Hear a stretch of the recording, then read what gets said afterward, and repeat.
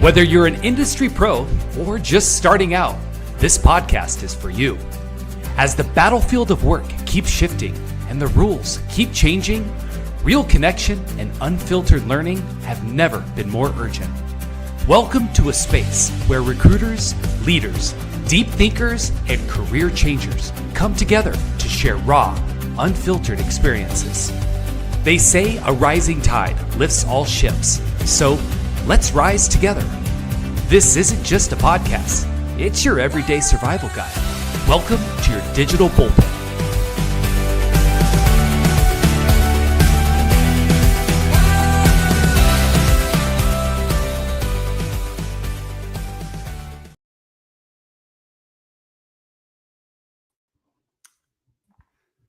Myrna! Hello! How are you? Hey, doing good, Good. We are doing it. We are live on LinkedIn, and I'm super excited. This is our welcome to Your Digital Bullpen, everyone. Yeah. Super excited to be here. Myrna, our first live event. Can you believe that we just launched it? 10 months ago. And we've already, we have 30 episodes already, which is crazy. Our guests are all over the place and our following is like absolutely exploded. Super fun.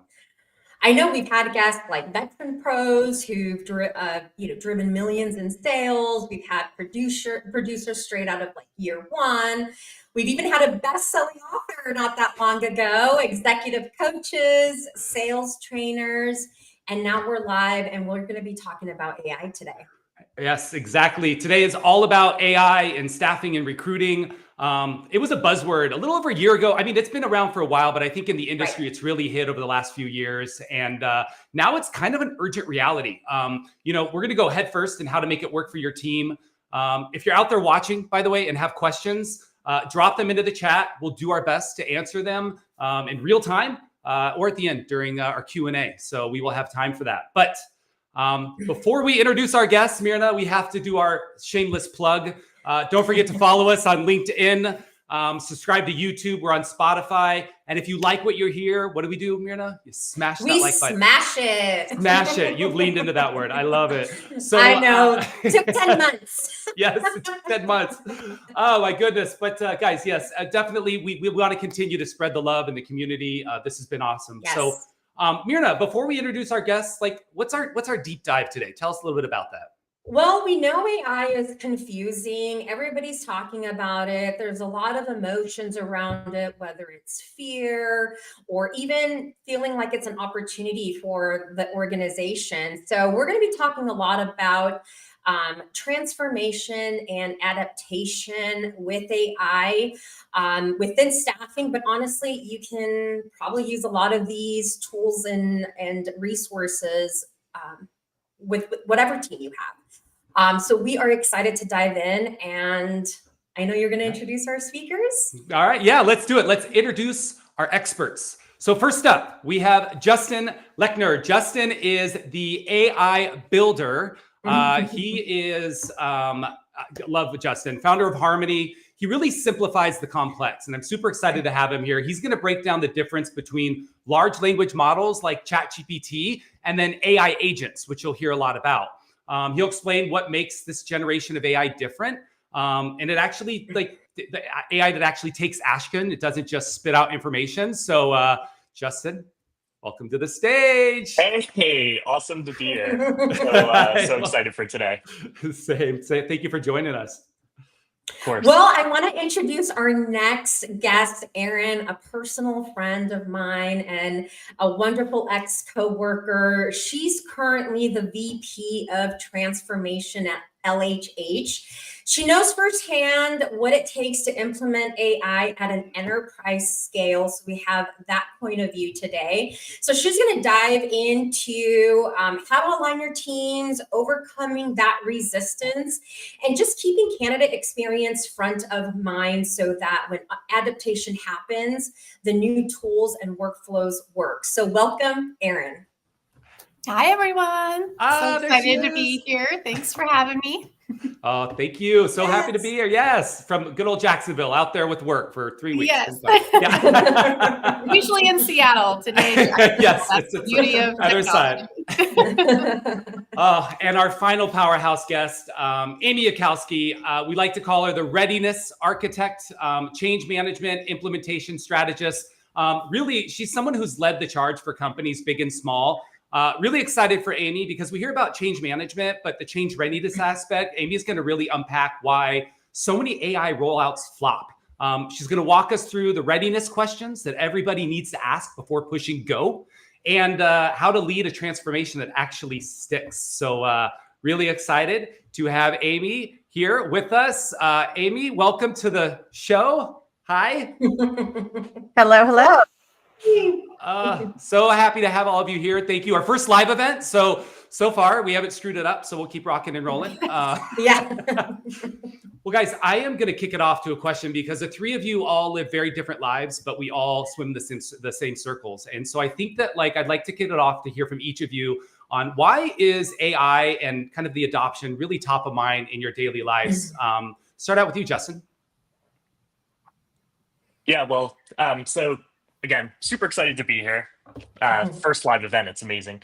So for us, Harmony builds AI products mostly for staffing firms and other high volume recruiting organizations. So the question of AI relevancy is core to what we do. What we're thinking about is twofold. One, how do we build amazing products that really deliver on the promise of AI for staffing firms? And then secondly, we have to really focus on getting over change management hurdles that are really critical to land these products within organizations. So on a daily basis, we're working with many leaders across all shapes and sizes of firms in order to land AI in high impact ways that are often much less trivial to land than I think is expected, which I'm excited to chat about today. Awesome. Thanks, Justin. Great. Yeah. Erin. Yeah, when I think about AI and why it's important in our impact today and some of the things that I'm focused on, it's really around, it's a really unique time to be in recruiting. Recruiting in itself hasn't changed. At the end of the day, we are still a consultant to our clients, a consultant to our candidates, and where the magic happens is right around that match. But how we do that has gotten so much more complex, and people are bogged down with so many more steps in the process than when I first started running a desk. And you think about all of the things that we ask our recruiters and our salespeople to do today that we weren't doing before. And how do we get back to those basics? And if AI can allow us to get to the basics and allow people to focus on the job that actually they want to do and they enjoy doing, that's where I see this really helping our business not only grow, but to stay relevant. Love it. Thank Absolutely. you. Amy, round us out here. All right. Well, I have my giant Disney coffee mug here, and this is Mr. Toad. And I think when I think about AI, it feels very much like Mr. Toad's Wild Ride at this moment. And I think that this is the time, this is the opportunity for us to maybe zoom out, but also zoom in and really think about the intentionality around what we're doing and why we're doing it when it comes to AI, because it can be so easy to just get pulled and distracted into all of these different twists and turns, especially as you're trying to introduce this monumental new technology into not just what you do, but how you do it and who does it and why. Absolutely. Well, let's just dive in. I mean, I want to bring on Justin. He's our AI builder. So Justin, just explain to us, we're 5, what even is AI? And, talk to us about AI in recruiting. How do LLMs work and differ from agents? Break it down. Yeah, I don't even know I've ever heard those words come out of my mouth in a sentence. So break it down. A 5-year-old might actually understand better. Maybe explain it like you're going to your grandpa. Yeah. Yes. I could see how it's so confusing. There's so many different terms.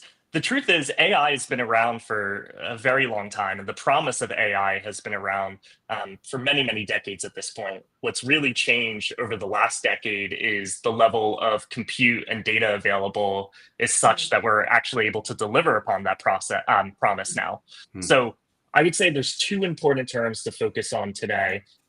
The first are large language models, like ChatGPT being the most well-known, and a few others that people probably use on a daily basis.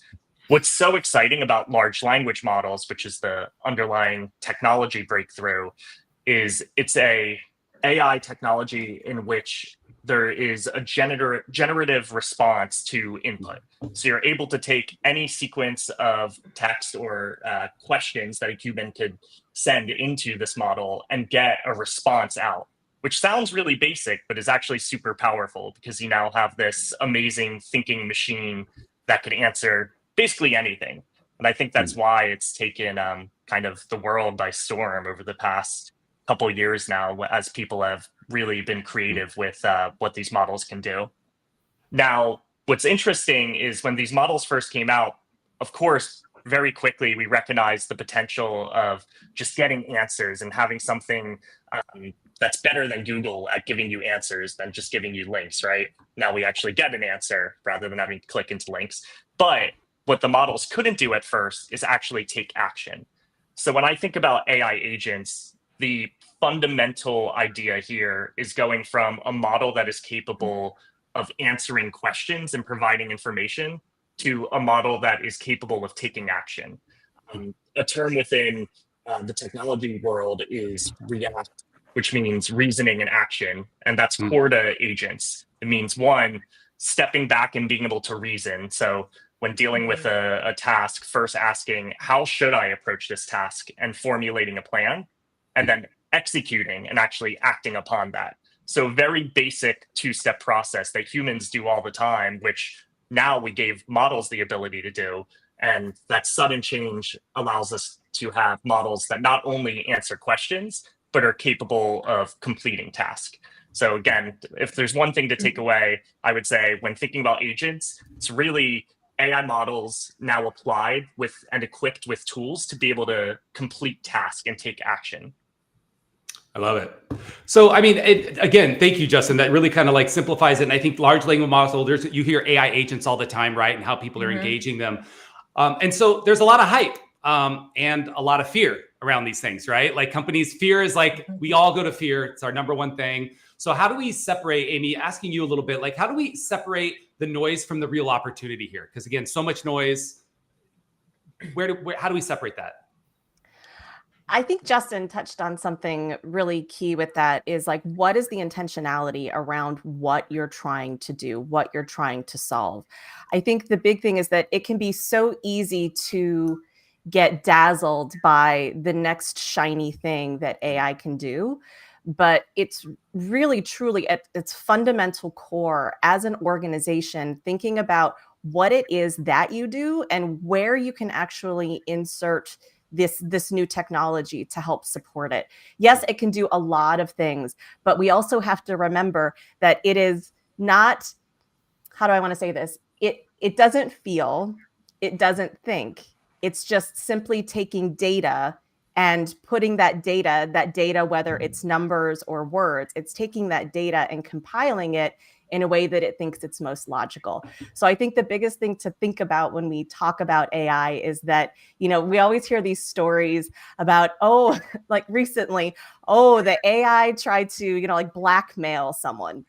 The AI didn't blackmail someone. The AI just knows the concept of blackmail. Yeah. And knows how to leverage it because it is, in essence, parroting, it's mirroring what we have trained it as humans to do or not do. So it's really learning in that regard. It's not blackmailing in its true sense. It's just mirroring some not so great behaviors that some people may have done and that it's been trained on over time. Wow. I love it. Yeah. And that's true. I mean, I think that a lot of the fear is that AI is going to take over, but I think to your point, it's what you feed it. And I think making sure that you have those guardrails and structure in place before you really lean in. And so I want to kind of move over a little bit as we kind of continue to dive into this is Erin, I'm gonna pick on you a little bit because you have you work for LHH, which is a large organization, right? So I mean, globally, 8,000, 10,000 employees in the United States, really a solid organization. And when you talk about large companies and then the small, medium-sized companies, sometimes the large ones are afraid to dip in because they're like, no, we have so much. It's that fear, right? That fear of going into it. So it's when you talk about like where to start, I feel like you've maybe figured out a little bit of the beginning recipe here. And so tell us a little bit about like your view and how you would, impart your wisdom onto other folks that are either A, starting and failing, or B, afraid to start. Yeah, no, absolutely. I mean, implementing AI, there's plenty of ways to fail at that. And we've definitely gone through our own like failures at LHH and use cases that haven't necessarily worked, but we rebounded very, very quickly. And I think where we've been able to do that, and to go on to Amy's point, is, really taking a look at what is the problem that we're trying to solve. And I think that we all, again, get very distracted by the next shiny thing. And we almost create the problem because we like the shiny thing. And that's really not how we're going to be able to start to really build a culture that's technology forward, that's assisted by AI. And so when I think about like the problems that we want to solve, and the fear is, really leaning into how AI can help the traditional recruiter and salesperson, and help them understand by giving them use cases that don't replace any element of their job. Because again, that's where the fear is. And, that fear isn't just in recruiting, but like I was doing a career day at my son's school last spring. And, I was talking about AI, and I'm like, oh, who knows what AI is? And of course it's Seattle. So a bunch of hands were like up in the air and everything. But, I had a couple of kids explain it. And then there's just one kid like, bouncing on the seat of his pants. And so I called on him. He's like, AI is the end of humanity. And I'm like, oh my goodness. Oh God. Yeah. And so exactly. And I'm just like, wow, like we have this one kid in this classroom. His dad is like a really famous YouTuber. It's doing all about this like co-pilot stuff on YouTube. And then there's this other element of like whatever this kid's parents do, like in their dinner conversations, right? And so there is a real fear out there. And so it's just, how do you bring down that fear to a more manageable level? Because it's not just at home. It's just not in the first grade class. It is at home. It's at their jobs. Or like, there's legitimate fear that AI either is going to take over my job or can't do my job as well as I can. And how do you balance that, right? And so what we did at LHH is that we really started with high impact but low risk to the user use cases. And so we took back and we were really intentional about what processes and what problems do we want to solve. Well, we want to, one of the processes that we want to solve is how do we free up more time on a recruiter's desk so that way they can have meaningful conversations with their candidates and their clients, because AI will never replace that part of the process, but we can replace other parts of the process. And that's a value add to those recruiters. And so when we developed our use cases, we were very intentional of leading from a with them, like what's in it for me of the user, because the company at the end of the day is going to get the same benefits if our people buy into the new process and the technology. And so recruiter productivity isn't just to interview more candidates. I mean, that's great, right? But to get the recruiters to actually do that, you have to show them it's a better way of doing things for them. So, which is huge at the enterprise level. I mean, it's hard at a small company, but to really, have this type of change management, in a large enterprise organization, is you have to celebrate those wins and celebrate those use case successes along the way. Well, and you bring up a good point, Erin, because, we've been in recruiting long enough where we've seen, when LinkedIn came about, it was like, oh no, right? But we've learned, we've adjusted to new technology, but there is still that risk of like, will this impact my job? And so I want to kind of hear from the group, right? I want a group discussion on which are some of those manual tasks that recruiters can kind of hand off first without sacrificing that like human connection, which is what we know recruiting is all about. Yeah. Well, I always like to start with AI isn't going to replace your job, but a recruiter that uses it is. Yeah. And it is about the efficiencies, right? And so again, Yeah. it's like some of the low impact tasks that we, high impact but low risk tasks that we started with are, more on the generative side, because the agentic side is still somewhat new, and that takes a lot more processes and more, pilots and testing in place. But where we started like a year ago is like, how do we just, generate a better job ad? Because no one wants to write a job ad every single time that their job they have to post, right? Or how do you Right. do this intake or document interviews, et cetera. So really, again, it's the output of administrative tasks rather than the input of meaningful conversations. Yeah. What else? Yeah, Justin, I totally yeah. agree with you on that. And I was going to add to that. When thinking about opportunities, I think it's good to think about volume of a certain process as well as complexity. And when thinking about complexity, which is really important, tasks that tend to be multi-step, say 5 to 10 steps, will be harder from both a technical feasibility as well as change management perspective to land with an organization compared to a task that might only be 1 or 2 steps. So when thinking about quick wins, to Erin's point, where you could see impact right away, look for tasks that might be, for instance, resume screening, data enrichment, taking resumes, parsing that into structured data in a way that you cannot prior to this technology. So you're now actually able to have more completion rate, more data capture. Matching is a great example. These are all, fairly complicated, but not as complicated as a multi-step process, such as let me go find the best candidates in my database, reach out to those candidates, follow up if they don't respond, schedule time with those that are fits. Let's start with something simple to build the muscle and then go from there. So those are a few areas that we're seeing impact. Which even diving into that more, Justin, like I know that matching before, when you used our systems, it was keywords that it would look for, and the data had to be there in specific places in your database. Whereas now with these LLMs, they can actually read that raw data, right, and help you that unstructured data, and really help you kind of like manifest a better match, which is super easy way to get a quick win. 100%. And I think that's a really important point. And actually, I think this is a fairly common misunderstanding. I often hear people say, well, our data quality or data completion is really poor, so we can't work with AI tools yet. And there's some truth in that, but it's never been easier to go from unstructured data to semi-structured data or structured data. So if you have data sitting somewhere, the ability to get to the point of readiness in which you can use these models tends to be actually much lower than you think, because these models are so good at turning unstructured data into data that's ready to be used by models.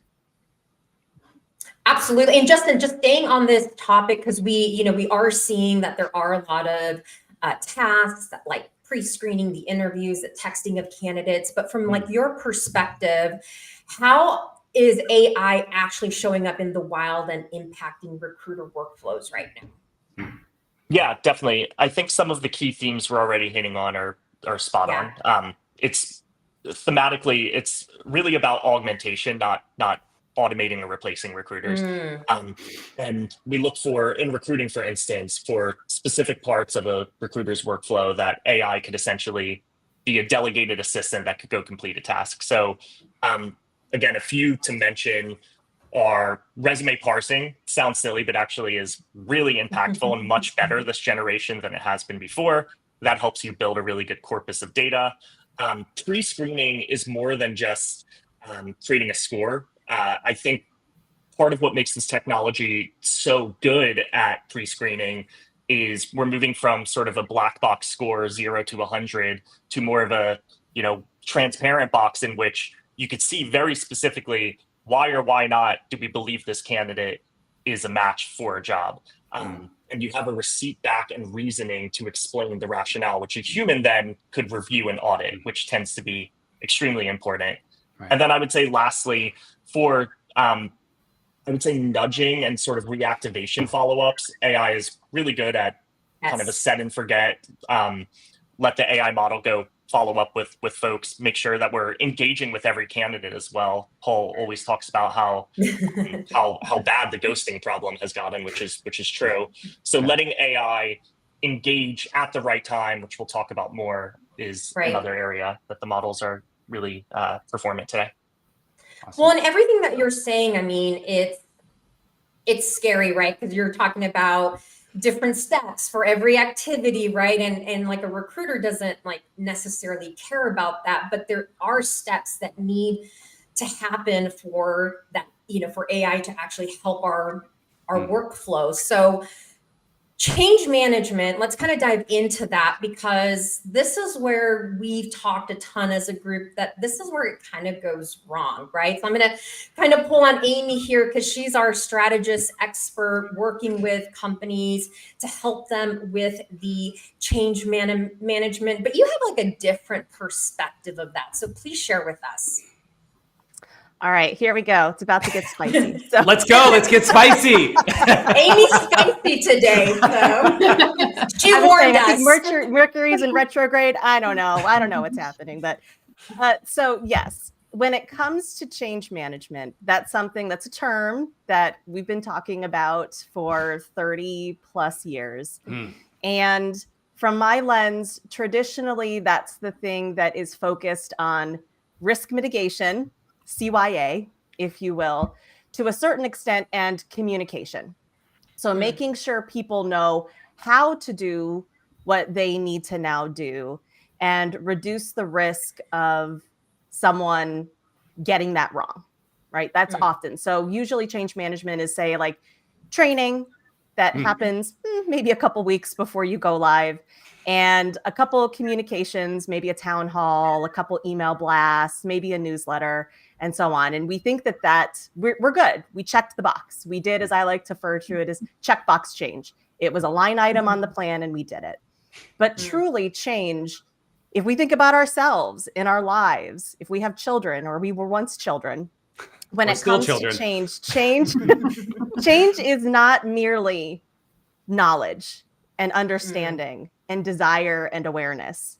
Change is actually adaptation. And it's less about adopting something new and more about leaving what you know, understand, trust, feel comfortable with, feel successful with behind.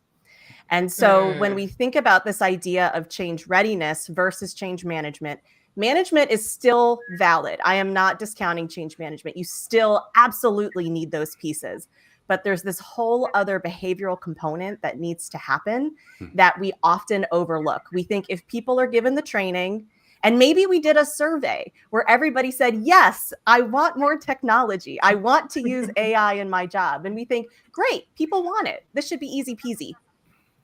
Where it often goes wrong is that we discount the amount of behavioral shift that needs to happen in order to make this change not just effective for the go live, but to actually stick and create real transformation for the organization for the long run. It's changing habit, not just action.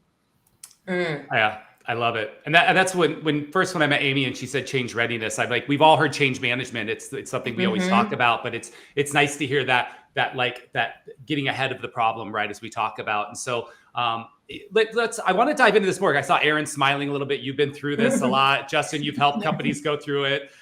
So tell me, like, when we hit resistance, whether it's budget freezes, fatigue, internal politics can also be a huge thing, especially you're dealing with folks that maybe they're just of a different generation that hasn't leaned into AI and they don't trust it yet. So you have a lot of those conflictions. So how do you help a company moving forward without losing momentum? I mean, Erin, tell me about, like, you did a lot of this, like probably change readiness and change management.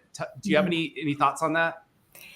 Yeah, no, absolutely. I was thinking and kind of reflecting about some of the things that have been happening over the last, year at LHH as Amy was talking, and change management, it can very easily be a check mark on a long list of items. And to be honest, it is a checkbox on my long list of every time I go through some sort of implementation. Yeah. But how I approach that is different now. And so because it isn't just change management, it's how do you build and change your culture around the tools that you're providing. And so what I learned is that it's not the teams implementing the technology. And even though I come from the business and I've been a recruiter and in the industry for 15 years, my word doesn't mean anything to the new recruiters any longer. But what Correct. does is the culture and the change management from a community of celebrating the wins, showing people how it works. And so we've actually created like groups of champions across the country that share, like they're the SMEs of how to use a new tool, but they're also the ones that are pushing out success stories and getting success stories and feeding those to other champions in other markets. And so it's really this grassroots approach that did start with a change management top-down approach, but now it's going wide. And so it's, you know, I facilitate, or we have teams facilitate different aspects of it, but we are no longer the leaders. We're just the ones that kind of push ideas forward, but we let the SMEs own the change management piece because they're the trusted ones in the job today. Oh, SMEs, how we love that word. Subject matter experts. It's a good one. Especially in AI. Yeah. It's really great the buy-in because they're sharing success stories and they feel heard. I mean, they like to be able to have a sounding board with their feedback and their success stories and how, you know, maybe this particular use case could have been done differently and this worked for me instead. And then we roll something out from their learnings. And again, they feel heard, they feel respected, and they feel like they're a part of the process rather than just receiving a tool and being told to use it. I love that. And so to like kind of recap like a little bit, Erin, it's change management. Obviously that change readiness is ensuring that you're ready to where it's not a top down push, right? You're engaged to the people that are lateral and actually in the trenches, right? And so ensuring that they're the champions, so to speak. Absolutely. Awesome. Well, and so just as I guess maybe a takeaway here, at least for me personally, it's not so much about what you're trying to implement. It's just how you're getting your teams ready for that, how you're building out the training, and then really picking some champions within the organization that are seeing the success or even just excited to use it. I know my company recently loaded some AI stuff and I'm like, oh my God, I can't wait to get to sourcing. I can't wait to get to interviewing. So it is exciting, but again, can be scary if you're just kind of thrown to the wolves with it, right? So I love it. And I'll just add one final note Please with that. do. Please. Yes. Erin, my heart, I was like, my heart was just swelling as you were talking about your approach with it.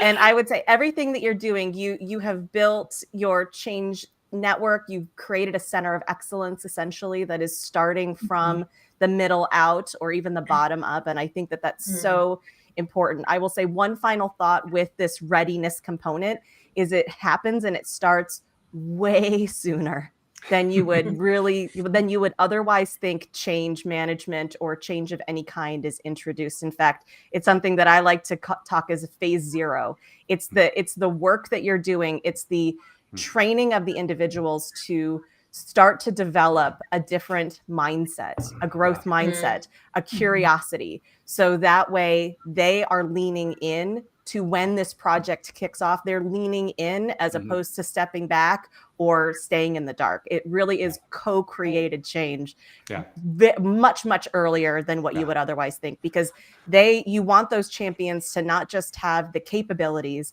to be able to engage and guide and support, but you also want them to have the courage to do it too. Yes. You know, it's this reminds me, and I won't name any names, but there's been organizations that we've talked about change management, and they're like, oh yeah, we operate and change really well. We're totally ready for this. We don't need to do change preparedness. And I'm like, okay, do you really? There's a lot of times we think we do well with change because our people are resilient, right? And they're good with it, but that doesn't mean you did it right. And so I think there's a lot of opportunity to be a little bit, retrospective and look at how that works. So thank you. Anything else on the topic before we keep rocking and rolling, Justin? I was just going to add. Any questions out there? I was going to add one quick thing that this is resonating a ton with me as well. And I think it's really interesting. I think we're hitting on a critical point here, which is ultimately there is a cultural buy-in and mindset that is required to have success here. Yes. And I think the truth is, and this is a hard truth that often is not I think, said out loud, change is really hard. This technology is disruptive. It's going to, be messy. It's going to change processes. There's going to be some amount of resistance. The companies that ultimately are going to have success are the ones that embrace change, recognize that there are inherent risks, but are willing to move forward regardless. And lastly, I think view this as building a muscle. AI is here to stay. Building change and change management is a muscle, a cultural and organizational muscle, and getting reps early on. And I think this is why all of us are really nailing this point. Getting reps early on in the life cycle of this technology is so critical, because if you're able to do it once with maybe a small project to start, you could then continue to push yourself and continue to build that muscle over time. So I love it. 100% agree with everything. I love how you describe that, Justin. Thank you. Getting reps. Yes, getting reps. I love it.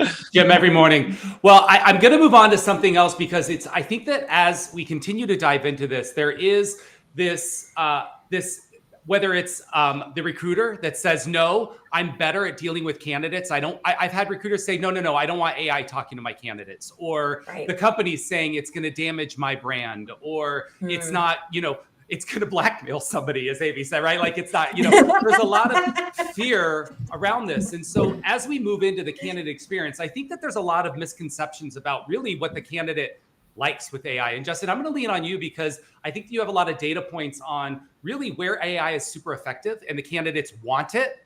And then really, where's that cutoff to where it's time for the human in the loop, right?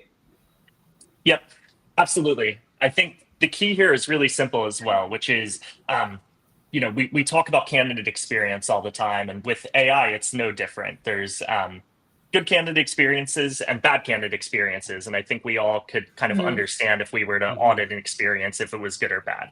For candidates, what they want is to be served at the time in the manner that they would like to be served. So where AI tends to be really helpful is rapid response. As Paul, you've talked about many times, many candidates are not being responded to at all today. So not only can we ensure with AI that every candidate is being engaged, but we can engage them within seconds of them engaging with us when they are ready to take action. And then relevancy. So if you're reaching out to a candidate, I think the best case, it's good to kind of have a contrast of experiences. The best case is, I'm looking for a job. I get an outreach saying, hey, we found this job. It's perfect. It aligns with everything you want. It's in the location you want, the pay you want, the position you want, and at the right time. And I'm like, great, this is magic. I was looking for a job. How did they know? Let's get on the phone right now. That's the best case. The worst case is probably what many of us are experiencing, which are these texts we're all getting. I think everyone's getting, where you have no idea who they are, if it's real. It's not a job that fits your skill set. Just zero relevancy. So what's key is meeting candidates where, when, how they want to be meted or met, and not kind of falling into this trap of letting AI go rogue and engaging with candidates without any sort of guardrails. So I would say that's really the principle I think about and that we encourage when working with organizations, just focusing on relevancy and timing. And this one's really near and dear to my heart, because I know that in the application process, when a candidate applies to your job, that they're engaged, they're there, like they literally have you. And so many companies let that lie and they don't do anything right there. And it's because their ATS is not engaged with AI. They have not integrated. They don't have, there's so many ways that I've had looking for jobs in my past that I had an AI actually reach out to me and start engaging me right there and asking questions. I'm like, oh, I feel seen, I feel heard. And so there's just so many little tiny things that don't require a lot. And I know that it creates that candidate experience being feel seen and heard, right? Anything else from Erin, Amy? Yeah, I mean, I think AI is a game changer in candidate experience. And I think, I echo everything that Justin just said. Candidates, especially in the world of staffing, just want to be followed up with. They just want to hear. And so, and the research shows, I think Bullhorn in their grid report that came out just a couple months ago, the research shows that they don't care if it's AI or not, as long as they're getting a job faster Yes. that they're a better fit for. And so our own internal bias, especially our more tenured recruiters, that I don't want AI it's going to ruin my candidate relationship. I mean, that's not the truth. The truth is in the NPS scores that you didn't follow up with your candidates. And so we do have to put AI in there to do that. And so, and I think about every step of my life. Like if I'm willing to let AI plan an entire vacation for me, then I should be able to let it do a pre-screen. Totally. That's a good point. Yeah, I love that.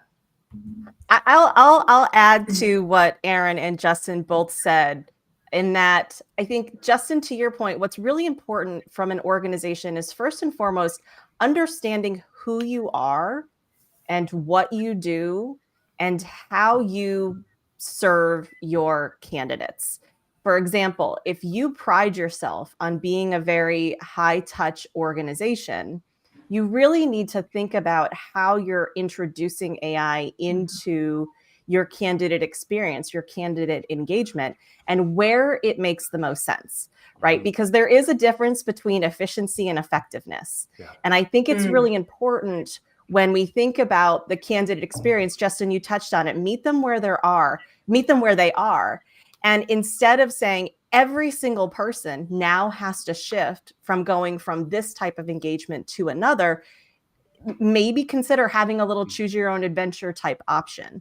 So it's like, if someone does just want to feel seen and heard and have a chat with whoever or whatever is on the other side of it, that's fine. But there are other people, whether it's generationally or just their relationship or their adaptability with technology and change, that they want someone that is they want a little bit more TLC from a human perspective. So I think it's really important when you think about where you're introducing it and how, what really is needed based upon the candidates. And that really starts by just having conversations with them. Don't assume.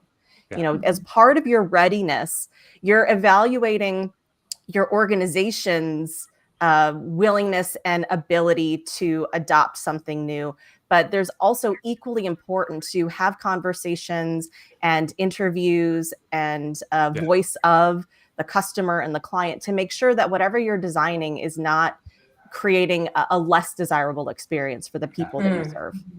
And I, what's interesting, and I was thinking as we were talking, Amy, you said the word NPS score, I believe, or somebody else did. And we all have NPS scores because we want to see how our company's doing, right? We want to see how our people are doing and where we're failing.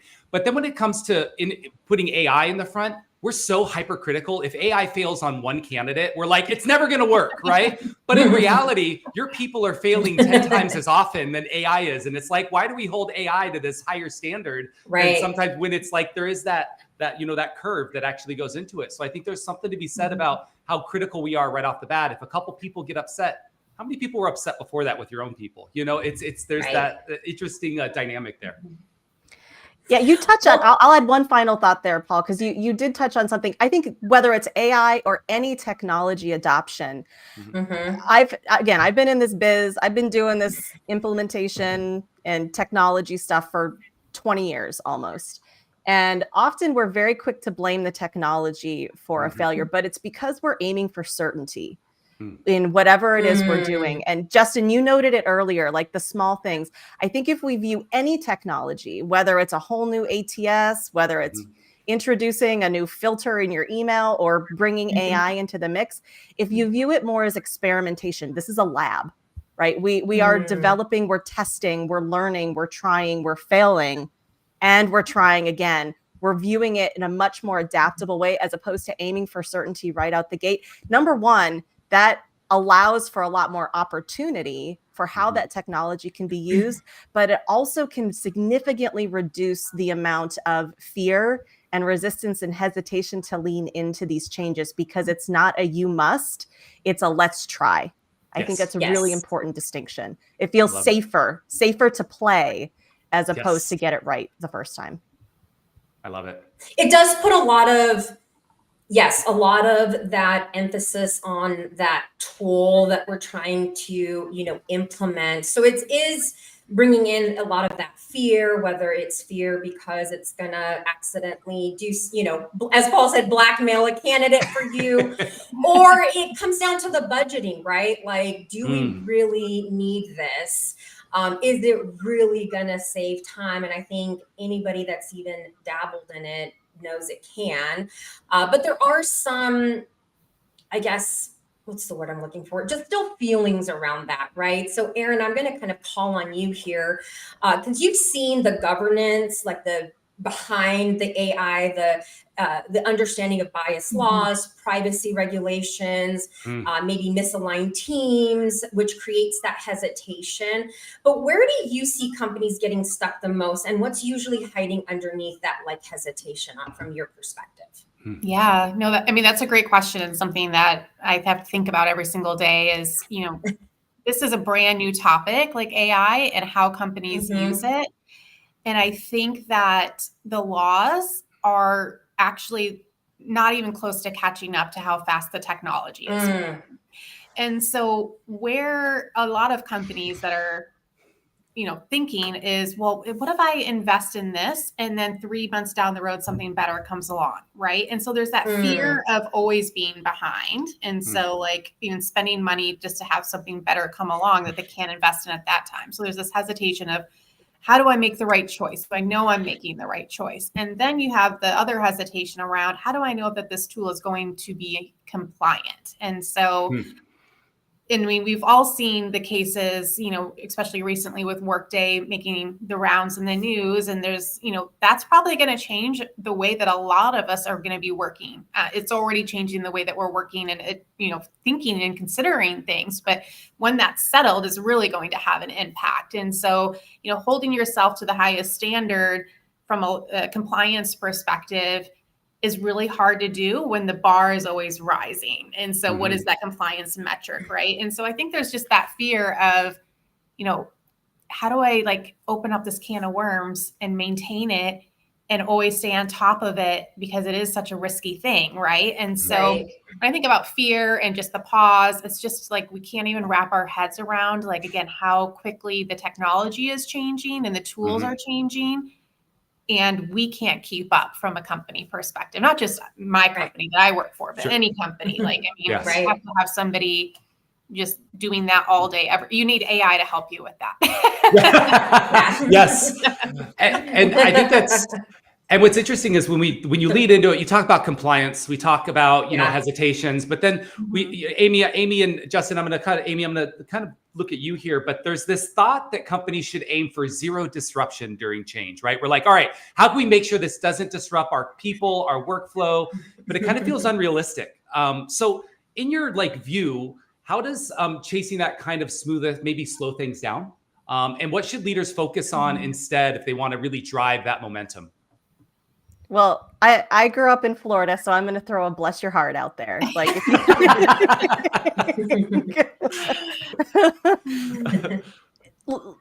candidly, disruption, change of any kind, growth of any kind requires disruption. Yes. And I would challenge to organizations like, oh, we can't distract the business. We can't disrupt what we're doing.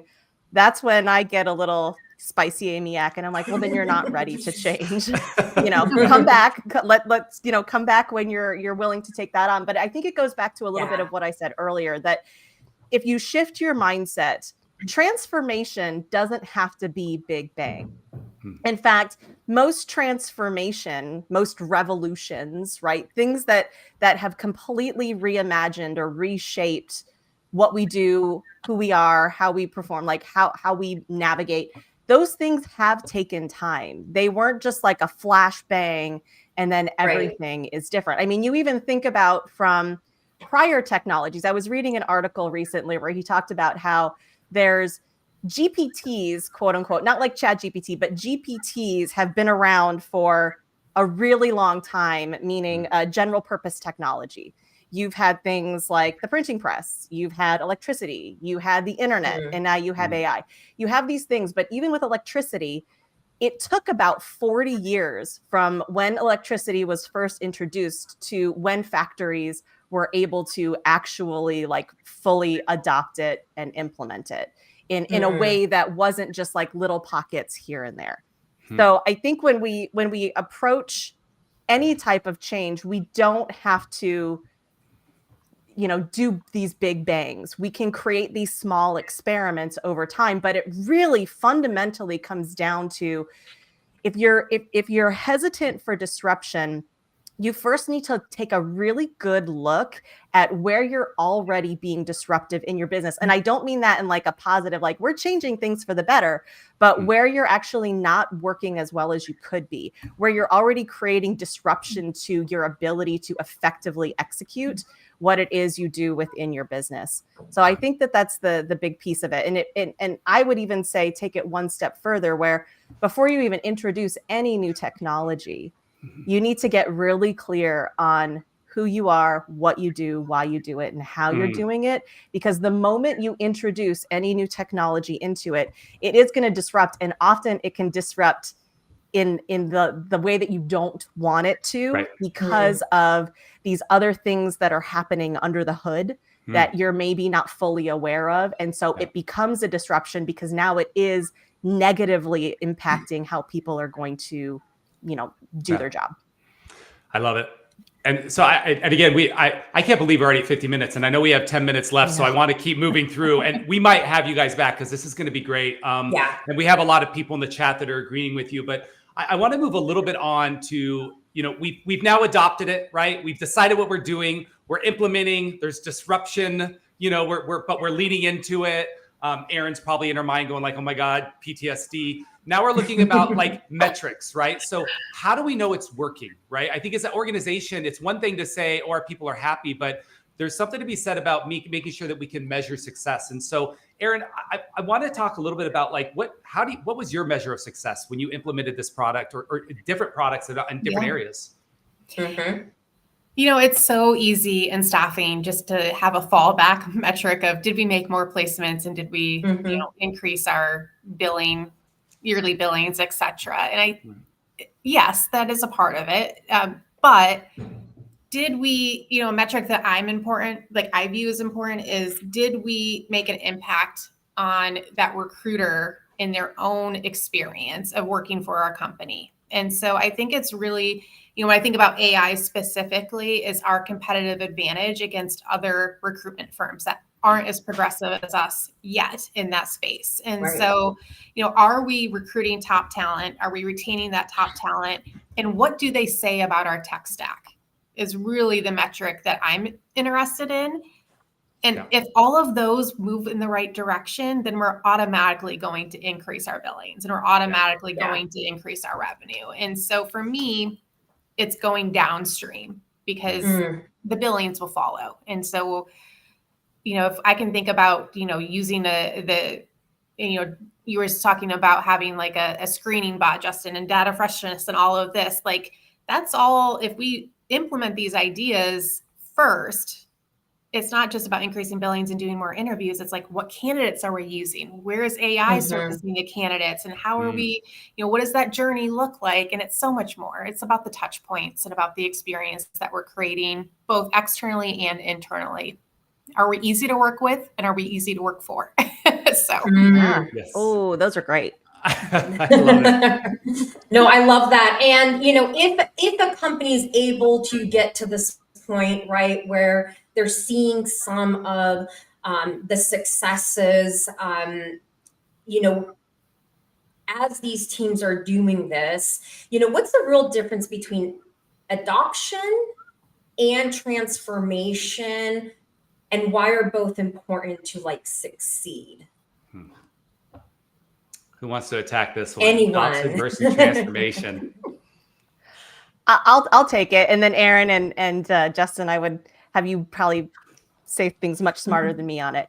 So I will say for me, adoption is the short term, is the measure of what happens immediately after this new change is introduced. And when I say immediately, I would say within the next, the 6 to 8 weeks after. Are people using it? How consistently are they using it? Transformation is really what Erin touched at the beginning of this chat, which is creating a center of excellence, as Tony Robbins would say, CANI, continuous and never-ending improvement. So that way, as an organization, it's this, the effort is not just pushing this thing forward and now we have this thing and we use this thing. It's how are we continually evaluating? How are we continually adapting, improving, optimizing, not just this thing, this piece of technology that we're using, but how we actually operate as an organization. That's really transformation. That's the stickiness. And it's less about the top down, hey, we have this new tool that we now want to introduce, but more of that bottom up where individuals are constantly saying, is there a different way that we could be doing this? Could we do this better? How could we make this more easy? Or on the flip side, how can we actually make this harder? But what I mean by harder is it's putting more on me to cognitively think, and the other pieces are being done automatically. So I have the technology to take care of the easy stuff, which is putting more on me, agency on me to do things better in a different way. Anything, Justin, Amy? I love it. Thank you. That's Justin, I mean, that was such a great response. I totally agree with you. I mean, I just want to emphasize the point around culture. I think everything that that you're saying ultimately comes down to organizations building a culture that have this sort of inherent growth mindset, and transformation is much more of a mindset and a direction versus adoption's kind of back to that like check a box approach to change management. So my perspective is when thinking about transformation, we're at the very beginning of a journey with AI, and any project you do, you know, getting to the end of that project is actually just the very, very tip of the iceberg. So the mindset and the companies that will succeed in this future are the ones that recognize that and sustain transformation over the next, you know, many years, not get kind of to an endpoint, hit a local maximum and, you know, feel good and move on. So it really is that growth mindset that's critical to driving transformation. Erin, any final thoughts here? I mean, I agree. I was going to actually say adoption seems like the checkbox because, you know, you can adopt it, but it seems more of like a because I told you to versus like transformation because they want to. And so, you know, where they've completed the adoption journey and they're bought in. And so that's where the magic happens, is in the transformation. And so you can put a product in front of anybody. They can adopt it lightly. They can adopt it highly, but until you've gotten to the transformation stage, it's not. I love it. Well, I tell you what, I'm going to give it a few minutes here. If anybody out there has any questions, I know we've had some come up and some comments and some agreements, but definitely if anybody out there has a question, feel free to type it in. Otherwise, we'll give it a second. I don't know if anybody has any questions, but we'll give it a second.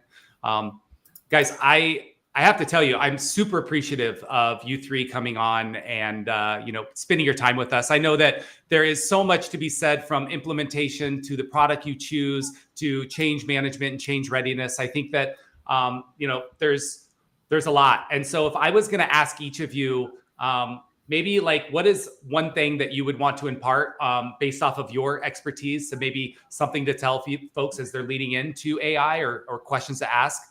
We'll start with our first, Justin. What would be kind of a final thought here from you? Yeah, I think my final takeaway here is just start. There's really no excuse to do nothing at this point. I was thinking about the risk aversion and kind of companies seeing risky doing something. I would argue, you know, what is the risk of doing nothing? And the risk of doing nothing, the risk of status quo today is so much larger. I think there is, frankly, existential risk for companies that are stuck in status quo. And we're seeing that play out in real time. So it is much more risky to do nothing than to do something. So start building that organization change muscle that we talked about before. Start small, you know, get a rep, and then continue from there. It is going to be a long and very exciting journey. And those that lean into it, I am very certain will reap the benefits. I love it.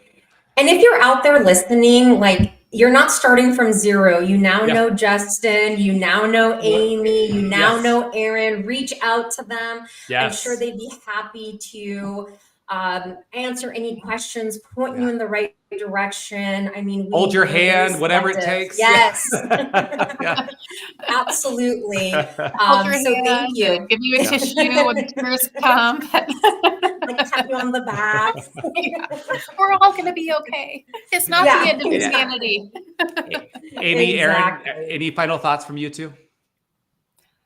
I mean, I think I'm Team Justin. Like, you just got to get started. And Yeah. so, and if you don't, you will never catch up. So, yeah. I love it. I mean, start small use cases, small risks, but start. Ooh. Yeah. Mhm. Uh, And I would say treat AI like a puppy. Yeah. Like remember, it's like a puppy. It's going to take a lot of attention, intention, care, nurturing, a little bit of discipline. You can't just buy the puppy and let it just roam free. It requires a lot of care and feeding along the way. I love we that. have one question that just came in, Justin. I saw you looking at it. Do you want to answer that one real Yeah, I quick? did see it. Oh, I Justin, see others could Valentine. chime Hi, Valentine. in. Great I can't question. And respond in others, the chat, but I saw you earlier in there. others feel free to chime in as well. So the question is, do you agree that it's the time for SMBs? Their ability to steer smaller ship will allow them to outcompete?